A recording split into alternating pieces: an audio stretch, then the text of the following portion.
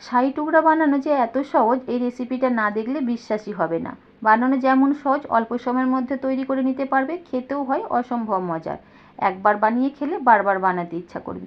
যে কোনো অনুষ্ঠান বা ওকেশনের ডেজার্ট আইটেম হিসাবে রাখতে পারো, যেটা খেয়ে সকলে অনেক বেশি প্রশংসা করবে। আসসালামু আলাইকুম everyone, welcome back to my channel Mahi কিচেনে। সকলকে স্বাগত জানাচ্ছি নতুন আরও এক রেসিপি দেখার জন্য। তো প্লিজ বন্ধুরা, রেসিপিটা কোনো রকম স্কিপ না করে প্রথম থেকে শেষ পর্যন্ত দেখতে থাকো। শাহি টুকরা বানানোর জন্য প্রথমে এখানে আমি স্লাইস ব্রেড নিয়ে নিয়েছি। তারপর যে পাত্রের মধ্যে আমি ডেজার্টটা সেট করব, সেই পাত্রের মাপে আমি ব্রেডগুলোকে টুকরো করে কেটে নিচ্ছি।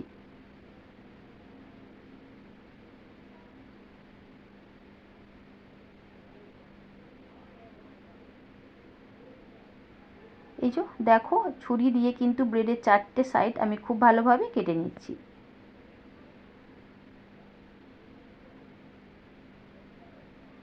তো ব্যাস, কেটে নেওয়া হয়ে গেছে। এবার এই যে পাত্রের মাপে কিন্তু ব্রেডগুলোকে আমি খুব সুন্দরভাবে কেটে নিয়েছি। এভাবে কেটে নিলে ডেজার্টটা ভালোভাবে সেট করতে সুবিধা হবে।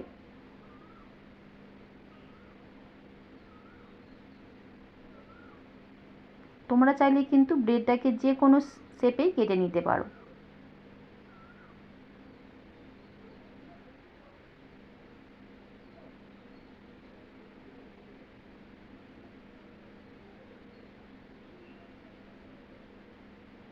তো দেখতে পাচ্ছ বন্ধুরা, একই সাইজের কিন্তু আমি সমস্ত ব্রেডগুলো কেটে নিয়েছি। এবার ব্রেডটাকে এক সাইডে রেখে দিয়ে একটা চিনির শিরা তৈরি করে নিচ্ছি।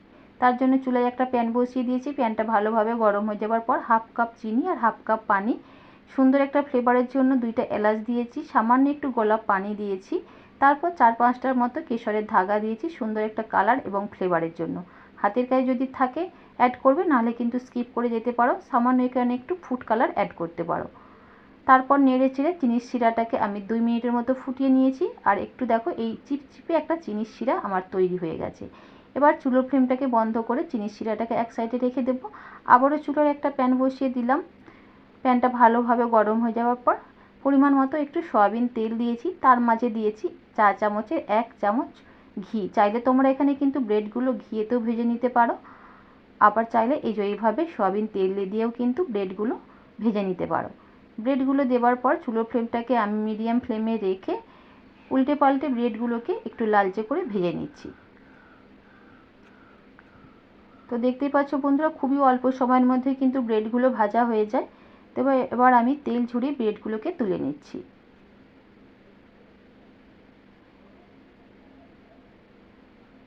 তো একইভাবে সমস্ত ব্রেডগুলো কিন্তু আমি ভেজে নিচ্ছি।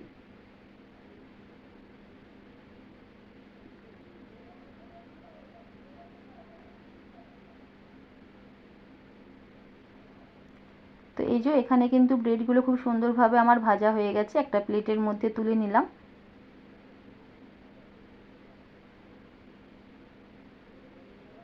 এবার যে চিনির শিরাটা আমি বানিয়ে রেখেছিলাম, সেগুলো একদম গরম গরম ব্রেড কিন্তু হালকা গরম চিনির শিরার মধ্যে দিয়ে উল্টে পাল্টে জাস্ট কয়েক সেকেন্ডের মতো উল্টে পাল্টেই কিন্তু ব্রেডগুলো আমি তুলে নিচ্ছি। খুব বেশিক্ষণ রাখতে যাব না, জাস্ট এপিট ওপিট করে আমি চিনির শিরার মধ্যে ভিজেই তুলে নিচ্ছি। আর অবশ্যই কিন্তু এই সময় চিনির শিরাটা উষ্ণ গরম থাকতে হবে। তারপর যে পাত্রের মধ্যে আমি ডেজার্টটা সেট করব, সেই পাত্রের মধ্যে রেখে দিচ্ছি।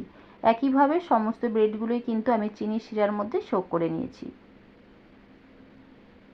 এগুলোকে এক সাইডে রেখে দিচ্ছি।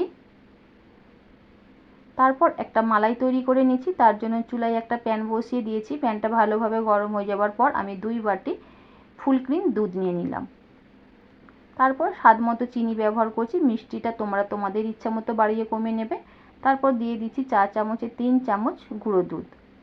আর অবশ্যই মিষ্টিটা এখানে একটু বুঝে সুঝে অ্যাড করবে, যেহেতু ব্রেডগুলো আমরা চিনির শিরার মধ্যে সোক করেছি, তাই মিষ্টিটা খুব বেশি দিলে কিন্তু ডেজার্টটা খেতে ভালো লাগে না। তারপর সুন্দর একটা কালার আর ফ্লেভারের জন্য বেশ কয়েকটা এখানে কেশর ব্যবহার করেছি। দুধটাকে আরও অনেক বেশি ক্রিমি করার জন্য এখানে আমি ফ্রেশ ক্রিম ব্যবহার করেছি। যদি হাতের কাছে থাকে অ্যাড করবে, নাহলে কিন্তু না ব্যবহার করলেও কোনো অসুবিধা নেই। তারপর সমস্ত কিছুকে খুব ভালোভাবে নেড়েচেড়ে মিশিয়ে নিয়েছি। তবে অবশ্যই গুঁড়া দুধটা ব্যবহার করার চেষ্টা করবে, তাহলে কিন্তু মালাইটা খেতে অনেক বেশি মজা লাগবে। তারপর একটা পাত্রের মধ্যে আমি সামান্য একটু পানির মধ্যে চা চামচের 1 চামচ কর্নফ্লাওয়ার নিয়েছি, সেটাকে খুব ভালোভাবে গুলিয়ে নিয়েছি।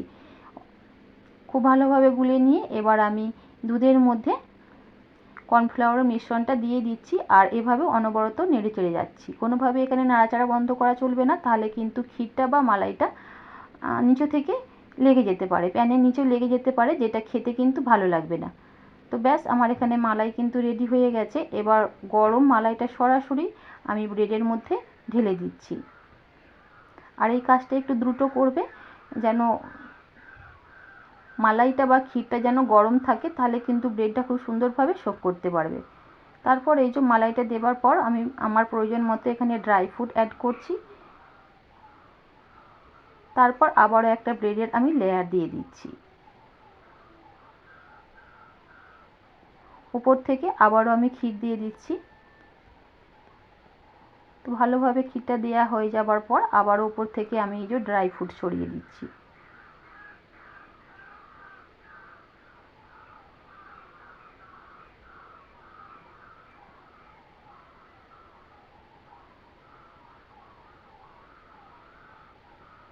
তোমরা তোমাদের ইচ্ছা মতো যে কোনো ড্রাই ফ্রুট এখানে ব্যবহার করতে পারো, আবার না ব্যবহার করলেও কিন্তু কোনো অসুবিধা নেই। তো ব্যাস, এই যে আমার তৈরি হয়ে গেল দারুণ স্বাদের শাহী টুকরা। এটা কিন্তু আমি ভালোভাবে ফ্রিজে রেখে ঠান্ডা করে নেবার পর তোমাদের কাছে পরিবেশন করছি। আসলে ঠান্ডা ঠান্ডা এই ডেজার্টটা খেতে কিন্তু অনেক বেশি মজা লাগে। তো আমি তোমাদেরকে একটু কেটে পরিবেশন করছি। আসলে দেখতে কতটা সুন্দর লাগছে আর খেতে যে কতটা বেশি মজার হতে পারে, সেটা কিন্তু তোমরা বাসায় বানালেই বুঝতে পারবে এর স্বাদটা আসলে কতটা বেশি মজার হতে পারে। তো প্লিজ বন্ধুরা, আজকের রেসিপি যদি তোমাদের ভালো লেগে থাকে লাইক কমেন্ট এবং শেয়ার করো। চ্যানেলটা সাবস্ক্রাইব করে পাশে থাকার অনুরোধ রইল। আবারও দেখা হবে নতুন কোনো রেসিপিতে। আজ তাহলে এই পর্যন্তই। আল্লাহ হাফেজ।